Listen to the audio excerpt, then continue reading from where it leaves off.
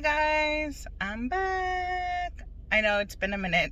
Um, it's been about 2 weeks exact, I think, from my last video. But a lot of stuff has happened after I did my last video. Um, you know, being home, all of a sudden the kids are probably like, "Mom's home. Let's get sick." So my oldest one got sick, wasn't feeling too well, and then now this week my youngest is not feeling well, so I haven't had really a chance to like try and make a video, especially with both of them being at home and mom, and all of that stuff. And then although my mom is here, she does help out a lot, which is great. But enough of that. Update on me. I'm doing great, kind of, sort of, I guess. Well, as great as great could be, I guess. Let's see. I got past the whole, like, it hurts to get up, to move. And then I kind of moved on to, you got a rash on your stomach. And it's very itchy. It was really annoying. It is also very common for a lot of women to get the type of rash that I had only on my stomach. I like to give a shout out to a friend, Abby, who really has helped me a lot through this process of having twins. I don't know what's going on with my body. It's not the same of just, pushing out one kid. So anytime I had questions, she would always answer them for me. So thank you. As well, you leave the hospital, you have like a corset kind of thingy on when you leave. I did not know if you had that too tight, you can most likely develop a rash from it. Not only just a rash, but then it literally looks like your skin is like falling off. Like, I'm a snake. My skin's coming off. I'm getting new skin. As most people would say, that'd be great, but it's actually kind of annoying. It's very itchy. I had to use some cortisone lotion to really try and help it, and sometimes that just was not enough. So I kind of just had to deal with it. So finally I am past the rash, the no more having the dead skin falling off, which is great. But now I've developed night sweats. No, they're not nightmares. They're literally night sweats. I hate it. I hate it because I feel gross. I feel disgusting. I feel like the only time I should sweat is when I'm at the gym. That excessive. But doesn't always work out that way. That is also very common because of having the C-section and stuff like that. Not all women get it, but some do get that. So I've heard from a lot of other moms who have had C-sections who have had something like that or similar and stuff like that. So good to know. I'm not the only one. But of course, my look is, let's give this girl every single symptom possible from any procedure or any shots that she takes. That's the story of my life. But you just gotta live through it and keep going. It's been a couple days now that I've had the night sweats. So crossing my fingers that I'm finally kind of leaning away from it, but it could last up to my whole postpartum, which is 6 weeks.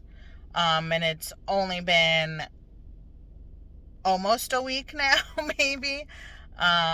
It's gross. It's like profusely sweating. Like, it'll be around like 7:30, 8 o'clock, and I just start feeling sweat, and I'm like drips of sweat, like if I went to the gym. It's gross. It's disgusting, and I just don't like it. And I'll get it the rest of the night. So limited on what clothes I can wear.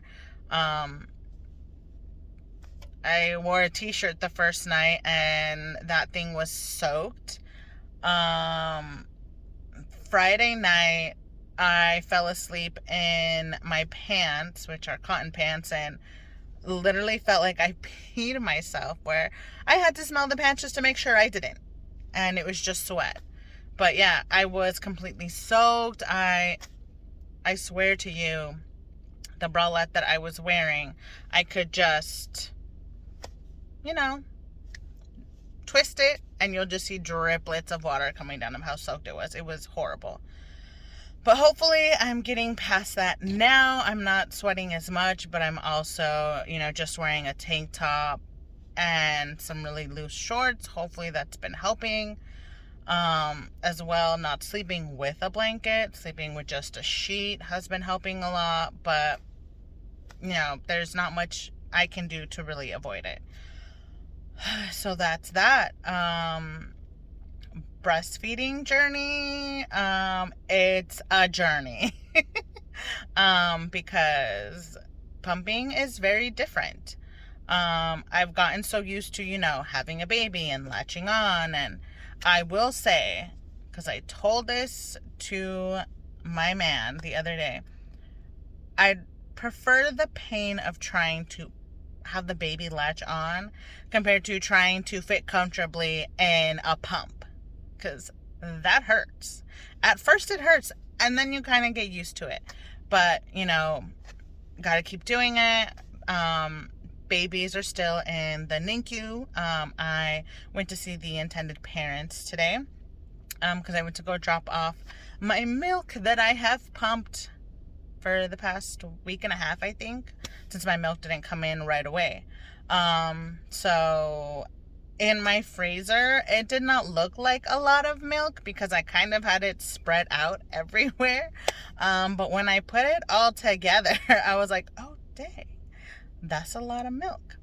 Bag wise, milk wise, I'm still trying to get there. Coconut milk, coconut water is disgusting. Anything coconut's gross, but obviously coconut really does help. So I'm trying. Usually I'm like the breastfeeding mama guru when it comes to like friends who are breastfeeding for baby showers. Because I can help with, the breastfeeding part, but the pumping part is a whole nother thing that I'm really experiencing and kind of having a little trouble with it. But as if you follow me on my Instagram, you'll see my stories sometimes, how I'm complaining about stuff with pumping and how it's just so stressful. Like, I thought breastfeeding with my son, was stressful at the beginning, and then it just got easier. But because there's no babies in this part of the journey, it's just the pumping. It's very different. And I'm trying to do everything I can to keep my milk supply coming in and all of that. Luckily, I have my mom who has been helping me out a lot with, okay, let's try this, let's try that. My mother-in-law, the same thing. She's like, oh, I heard if you drink this, it'll help and blah, blah, blah. So I'm doing it all, y'all. I am trying to do it all. So if you have any pointers, any teas, anything, throw them at me and I will try them. And maybe I'll even do small short videos on trying some of the products you guys send me or tell me to try. I'll definitely 100% do it, because at this point I am willing to try and do anything to get my milk supply to keep going, especially if I dislike and ultimately hate the taste. Coconut water.